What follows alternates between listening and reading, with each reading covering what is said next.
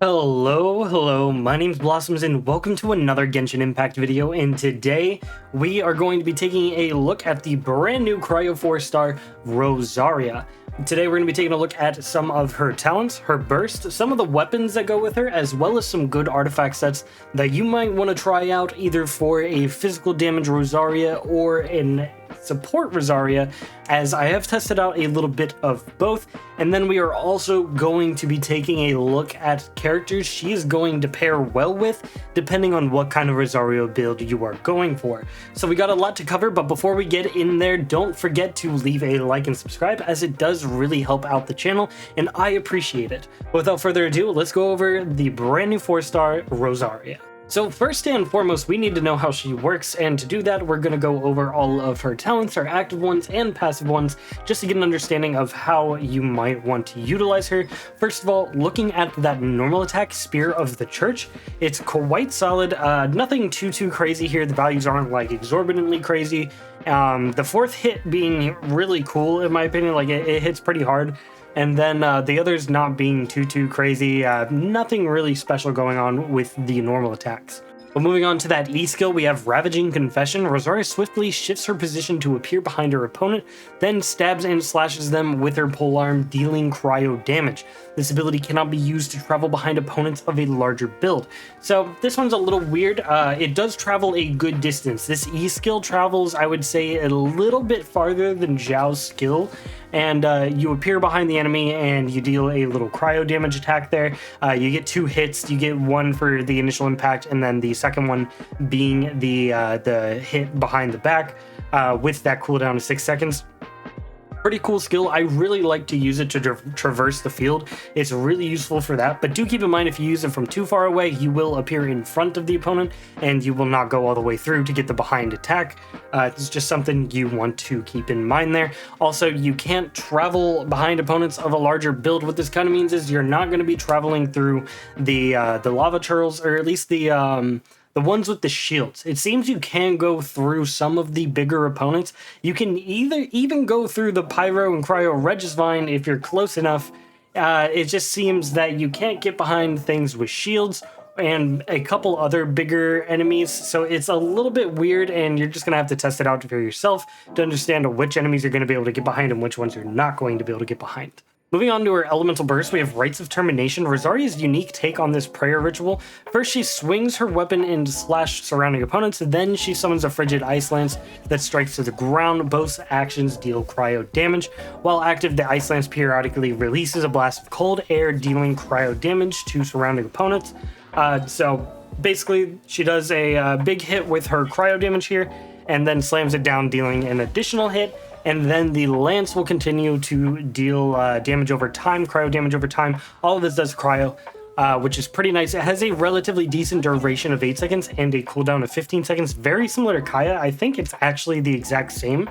It's really good. The actual burst and the how often it actually procs for the damage over time there is quite frequent. I would say it's about twice the speed of Diona's burst for her damage. For that kind of metric, just for you guys to give a reference there. We'll be showing it here, I'm sure, as well, so let you guys know. But I really do like it. It's pretty darn good, and a really good way to apply the cryo element to other enemies. Then moving on to her first passive talent is when Rosaria strikes an opponent from behind using Ravaging Confession. Rosaria's crit rate increases by 12% for 5 seconds. So essentially, you use her E skill, and as long as you actually manage to get behind the opponent, you are going to be increasing Rosaria's crit rate by 12%, which is just a really nice passive to have. Especially for some of you that might be hurting on some crit rate artifacts. You just know that you're going to be giving yourself some of that free crit rate, and that is very nice, and I definitely can't complain about that. But then you get into the next passive talent here called Shadow Samaritan, and basically casting Rites of Termination, her elemental burst. It increases the crit rate of all nearby party members except Rosaria by 15% of Rosaria's crit rate for 10 seconds. Crit rate bonus gain this way cannot exceed 15%. This one is really interesting, as it's definitely going to change how you're going to build your Rosaria for how much crit rate you want on her, because I'm sure some of you were looking at the 4-piece cryo set And if you're going that way, then you're probably not giving yourself some crit rate artifacts, which means you are not going to be benefit from this passive talent. Me and the people on the stream did test that out of having the 4-piece cryo set. We tried to get it to where if we were hitting like frozen opponents or something, that it might give our allies more crit rate, but it did not. So I can confirm that does not work, as the 4-piece cryo set there doesn't actually boost her crit rate. It's kind of like an invisible crit rate. A little weird how it works, but it just doesn't work for this passive, for those of you who might have had that question yourself. It is still really good though, especially if your team in general is struggling with a little bit of crit rate. And even if it isn't, that little bump in consistency is extremely nice. I've got to say, when all of your stuff is critting for sure, it definitely feels a lot better than when some stuff is critting and some stuff isn't. I would say you definitely can't sleep on this passive. And before we go over some artifacts and weapons for her, we will of course go over her constellations. She has some very worth it constellations, and they can definitely change how you are going to be building her. The first one here being whenever she hits a crit, her attack speed increases by 10% and her normal attack damage increases by 10%. Very good for the physical DPS Rosaria, or really any Rosaria where you're just getting some extra damage and attack speed. Really can't complain about that, but what I really like here is the C2. I think C2 is what you're really going to want to be aiming for, whether or not you're going for a support, burst Rosaria or a main DPS Rosaria. The Land Without Promise here gives you an additional 4 seconds on your elemental burst, and it already lasts for 8, so you're basically getting a 50% increase in your elemental burst, which is ridiculous. It's very good, and this definitely makes it a lot better than it already is. It makes that downtime only around like 3 seconds or so, which is really nice. It means if you are going for that support Rosaria, you can basically spam her elemental burst indefinitely. And then of course the C3 is just increasing the talent level there, but then the C4 here is Ravaging Confessions. Crit hits regenerate 5 energy for Rosaria, can only be triggered once each time Ravaging Confession is cast. This is pretty nice, especially if you are going for that support build. Getting a free 5 energy is nice. It's nothing substantial. I wish it was a little bit more, and I wish it generated maybe some orbs for your teammates or something, or at least, a little more orbs, so then that way your teammates could benefit from it a little bit more. But I'm not going to complain about free energy either. I just don't think this is necessarily broken. Then C5, basically just another talent increase, and then C6 here is amazing, actually. This is good for either a physical Rosaria or a support Rosaria, and I'll tell you why in just a second, because a lot of you are probably looking at this and thinking physical resistance decreased by 20% for 10 seconds and going, oh, well, I'll just build physical Rosaria. But you've got to figure that this is straight up just reducing their physical resistance by 20%, so you could use Rosaria as a support for somebody like Razor to pop onto the field and still capitalize on that physical resistance shred. So do keep that in mind for those of you out here who are interested in the physical damage Rosaria. This is still going to be a constellation that benefits you if you're using a physical carry. If not, then obviously it isn't helping you, but I wouldn't discount this constellation. I don't think any of these are necessary. I think she's very good at C0, but I kind of want to shoot for that C2, as that extra 4 seconds is probably the best constellation she's got. Now, moving on to artifacts, you have quite a few options, Rosaria. If you're going for a support Rosaria slash, burst DPS Rosaria, you're probably going to want to go with something like the 2-piece Blizzard Strayer here and the 2-piece Noblesse Oblige. If you're going for, a freeze comp Rosaria, obviously go for the 4-piece Blizzard Strayer. That's going to benefit you the most. I would say, especially if you're going for like a fizz build with the perma freeze comp, then I think that's just going to help you out the most. You could also go for something like 2-piece Blizzard Strayer, 2-piece Gladiator, but I think you'll get a little bit more mileage out of the Noblesse Oblige set if you are going for that support Rosaria. There is also, the physical side. These are mostly just the support sets here. These are pretty rock solid for the support sets, but if you're going for that physical build, obviously you could go 4-piece Gladiator or 2-piece Gladiator, and 2-piece Bloodstained Chivalry will probably be your best option there, as that extra 25% physical damage is really nice, but I wouldn't discount the extra normal attack damage you get there. Just do keep in mind it isn't going to affect your charge attack. And as always, you can use Retracing Bullite if you have a bunch of shield characters, but I can't really say it's good on her alone. And then, as I did mention, the Blizzard Destroyer set can still work for a main DPS Rosaria, especially if you're going for that freeze comp, as you will be getting that free crit rate to dish out that damage. But overall, I think you are really going to want to sit there and go for something like the 2-piece Blizzard Destroyer, 2-piece Noblesse Oblige, or 2-piece Blizzard Destroyer, 2-piece Bloodstained if you really want to go middle of the road there. That could also help you out quite a bit. You could go 4-piece Noblesse, but I don't think that's the best. Having a 4-piece Noblesse person on the team, I think, is really good. So if you don't have one, then maybe 4-piece Noblesse is going to be the answer for you. But that extra cryo damage definitely can't be discounted. Neither can the extra physical damage. I would try to get one of those in your build if possible. One of the more interesting aspects to the actual Blizzard Destroyer set here also is the fact that you can essentially make it to where Rosaria in a perma freeze comp is having 100% crit rate and will always crit, which is pretty cool. I think that's a really fun way to play her. In fact, so that is definitely an option for you. You could have good crit rate on her and then go even further beyond, and then just focus on like huge crit damage artifacts, allowing her to just dish out huge amounts of damage. Now, with that said, we should go over some of the main stats you want to be shooting for. Personally, I'm probably going to be either going attack percent or energy recharge on the sands. You're really going to have to match that with your weapon, or depending on what substats you have. Like if you have good energy recharge substats, then I wouldn't worry about it too much, and just go for that attack percent. I think overall attack percent is the answer. But if you are going for that support build of Rosaria, then you might want that energy recharge if you just can't get any. And then obviously cryo damage on the goblet there, physical damage if you are going for the physical build there is going to be a really good option. You could go between either one there. I've even seen some people kind of doing support builds with a physical damage cup just so they could kind of do both. It's a little weird and I don't recommend that, but you can kind of go middle of the road if you would like to. And then for the helmet, I think crit rate is the answer, especially with the passive that is going to be giving you that additional crit rate to your team whenever you cast her burst.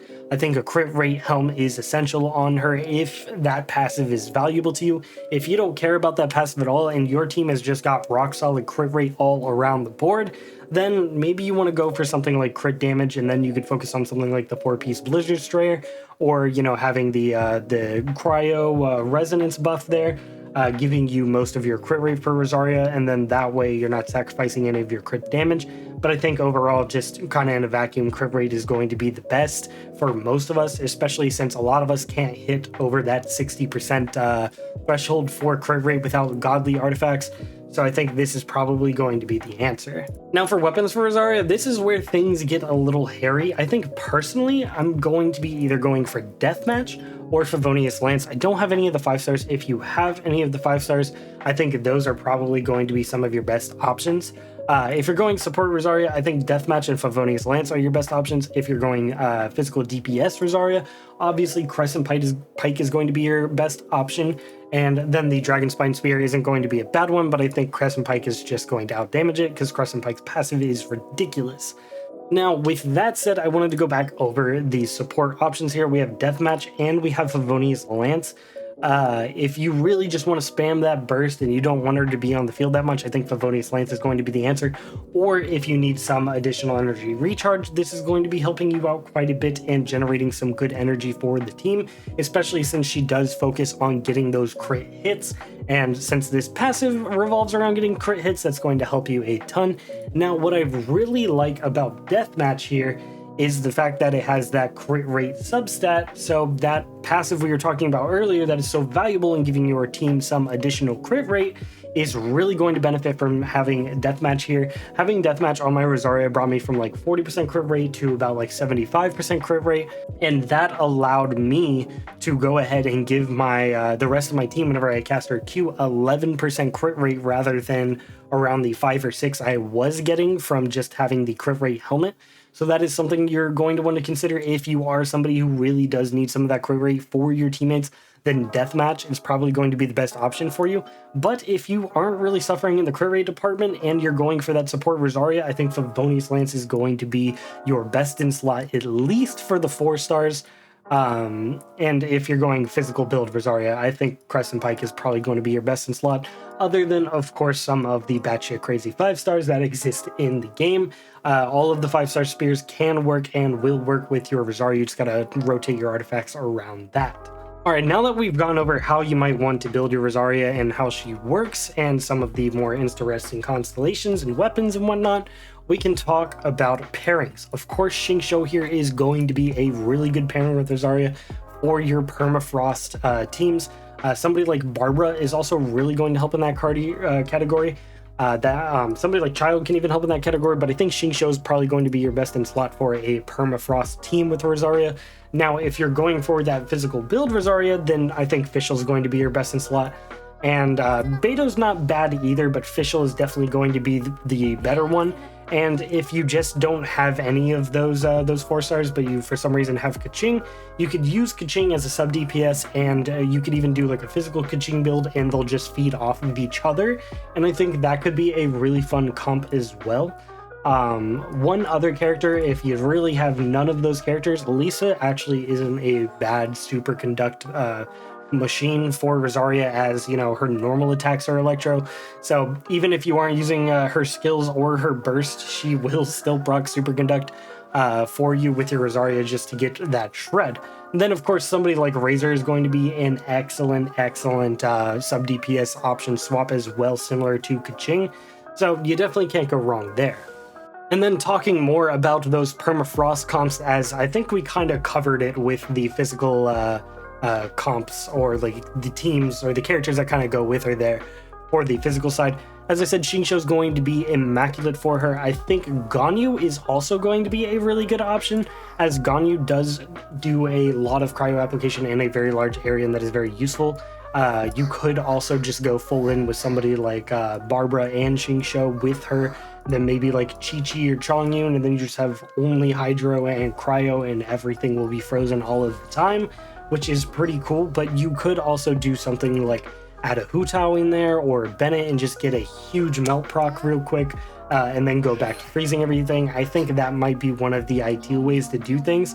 In terms of healers that go with her, you can kind of use anybody. She doesn't necessarily pair perfectly with any healer better than any other, in my opinion. As I said, Barbara's good for that permafrost comp, but Barbara isn't going to be outshined by other healers necessarily. I think they're all fine for her. Nobody really pairs with her in an excellent way, other than somebody like Xingqiu. So yeah, that's pretty much going to be it for the initial Rosaria showcase, and just kind of like guide for you guys on how you might want to build your Rosaria. I am going to be testing around a bit more, and going to be rounding out my build for her in the support category, and maybe, you know, the physical category there, and then I'll do my own showcase there. But I wanted to go ahead and get this out to get you guys a little bit more informed on Rosaria and how you might want to use her in the future. Let me know if you enjoyed the video, leave a like for more, and subscribe for more content like this and that future Rosaria video that I am talking about, as of course it will be coming to the channel. Content will be a little sparse the rest of this week, as I am going on vacation, so that's just how it's got to be. But don't worry about it, I'll be back for the 11 a.m. Eastern Standard Time stream that I do on Mondays. Anyway, that was the lengthy outro. I hope you guys have a really good one. My name is Blossoms, and I'll catch you in the next one. Peace.